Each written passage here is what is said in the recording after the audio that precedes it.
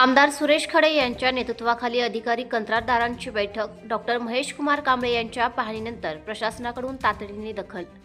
आरग येथील महामानव डॉक्टर बाबासाहेब आंबेडकर अभिवादन भूमीच्या कामातील त्रुटी 14 ऑक्टोबरपर्यंत दूर करा. आमदार डॉक्टर सुरेश भाऊ खाडे यांच्या नेतृत्वाखाली अधिकाऱ्यांची बैठक.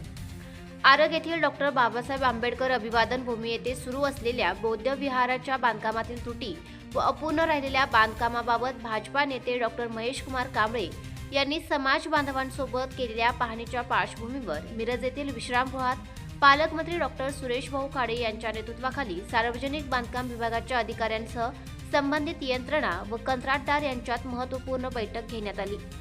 काही दिवसांपूर्वी डॉक्टर महेश कुमार कांबळे यांनी समाज बांधवांसोबत आर्गेतील अभिवादन भूमीची पाहणी केली होती.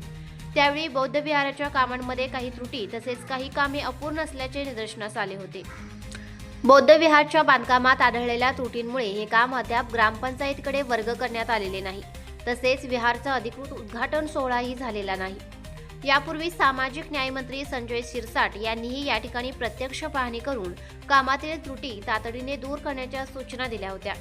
बैठकीत संबंधित अधिकारी व कंत्राटदारांना कामातील सर्व त्रुटी दूर करून अपूर्ण कामे 14 ऑक्टोबरपर्यंत पूर्ण करण्याचे स्पष्ट निर्देश देण्यात आले.